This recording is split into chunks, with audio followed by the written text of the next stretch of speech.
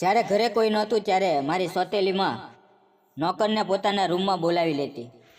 પછી મમ્મી અને નોકર બંને એકસાથે 1 કલાક સુધી રૂમની અંદર એકલા એકલા રહેતા. આ વાત મને સારી નહોતી લાગતી. એક દિવસ જ્યારે મારી સોતેલીમાં રૂમમાંથી બહાર આવી તો મેં તેને કહ્યું, મમ્મી, તમે આ ખોટું કરો છો. શું ખોટું છે? શું મતલબ છે તારો?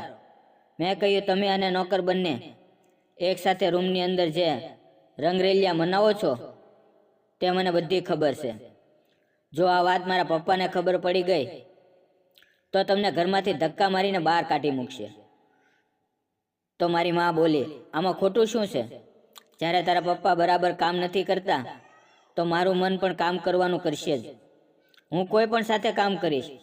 મને આ બધું કરીને ખૂબ જ આનંદ અને ગર્વ મહેસૂસ થાય છે.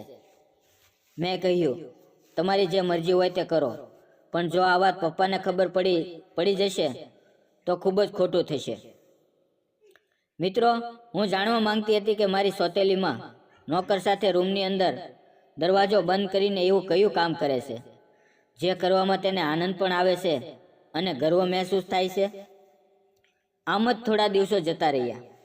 એક દિવસ મમ્મી અને નોકર રૂમની અંદર ગયા તો મેં થોડી વાર પછી રૂમની બારીમાંથી અંદર જોયું કે આ બંને અંદર શું કરે છે. મિત્રો, અંદરનો નજારો જોઈને મારા પગ નીચેથી જમીન સરકી ગઈ. મારો નોકર સરસવનું તેલ લઈને મારા મમ્મી સાથે થોડી વાર પછી જ્યારે મમ્મી બહાર આવી તો તે ખૂબ થાકી ગયેલી હતી. તે બરાબર ચાલી પણ નહોતી શકતી. મેં મમ્મીને કહ્યું, ખરેખર તમે ખૂબ જ સારું કામ કરો છો. મારા મમ્મીએ કહ્યું, તે ક્યારે જોયું? તો મેં મમ્મીને કહ્યું, જ્યારે તમે અને નોકર સરસવનું તેલ લગાવી રહ્યા હતા ત્યારે બારીમાંથી હું બધું જોઈ રહી હતી.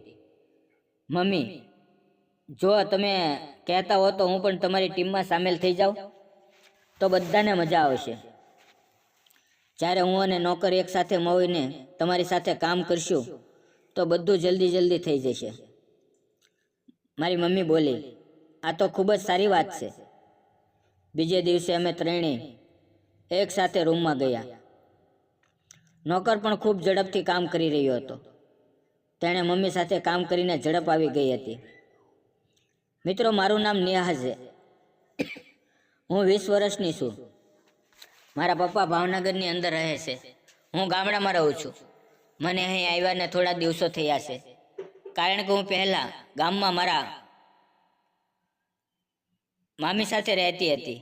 એક દિવસ મારા પપ્પાનો ફોન આવ્યો કે નેહા, તું થોડા દિવસ માટે ભાવનગર રહેવા માટે આવી જા, કારણ કે મારી બદલી બીજા શહેરમાં થઈ ગઈ છે, એટલે મારે ત્યાં જવું પડશે અને મારા ગયા પછી તારી સોતેલીમાં ઘરે એકલી રહેશે. મેં કહ્યું, ઠીક છે પપ્પા, હું કાલે આવી જઈશ. મિત્રો, હું તમને બતાવતા ભૂલી ગઈ કે મારા પપ્પાએ 2 લગ્ન કર્યા હતા. પહેલી મારી મમ્મી હતી જે ગામડામાં રહેતી હતી, અને આ બીજી મારી સોતેલીમાં જે ભાવનગરની હતી. મારા પપ્પા બેંકમાં નોકરી કરે છે. બીજે દિવસે હું ત્યાં પહોંચી ગઈ. મારી સોતેલીમાં મેં કહ્યું, મમ્મી, પપ્પા ક્યાં છે? તો તેણે કહ્યું, તારા પપ્પા કાલે જતા રહ્યા છે. હું મારી મમ્મી સાથે વધારે વાત નહોતી કરતી. મારા પપ્પાએ અહીંયા તેની સાથે લવ મેરેજ કર્યા હતા. આજે હું પહેલી વાર તેને જોઈ રહી હતી, પરંતુ મારી સોતેલીમાં ખૂબ જ સુંદર હતી. મારા પપ્પાએ ઘરના કામ માટે એક નોકર પણ રાખ્યો હતો. એક દિવસ મેં જોયું કે નોકર મારા મમ્મીના રૂમમાંથી બહાર આવી રહ્યો હતો. મેં વિચાર્યું, પપ્પાએ નોકરને ખૂબ જ ચડાવી રાખ્યો છે. તે ગમે ત્યારે કોઈના પણ રૂમમાં આવે છે અને જાય છે. થોડી વાર પછી તેની પાછો મારી સોતેલી માં પણ બહાર આવી. તેને જોઈને હું હેરાન થઈ ગઈ, કારણ કે સોતેલી માં અને નોકર ખૂબ જ મજાક મસ્તી કરતા હતા. મેં તરત પપ્પાને ફોન કર્યો. મેં કહ્યું, પપ્પા, હવે હું અહીંયા આવી ગઈ છું તો નોકરની શું જરૂર છે? મારા પપ્પાએ કહ્યું, શું થયું?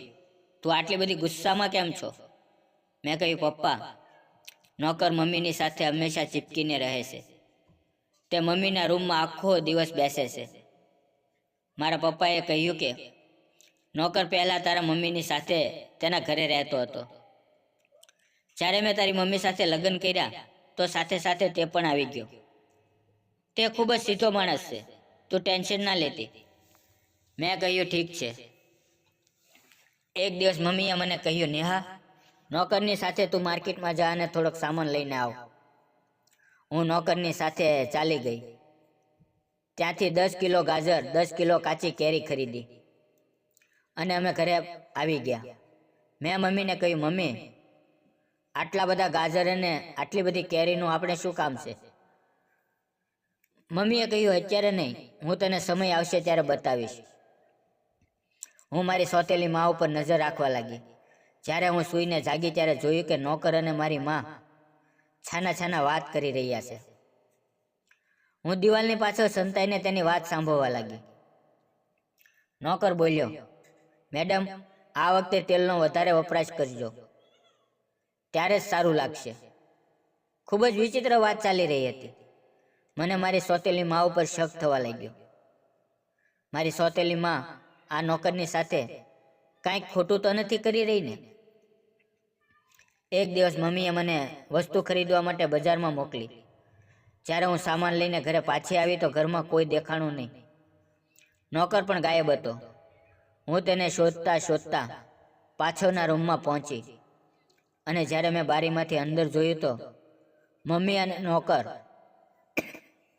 બંને રૂમની અંદર ગાજર અને કેરી કાપી રહ્યા હતા.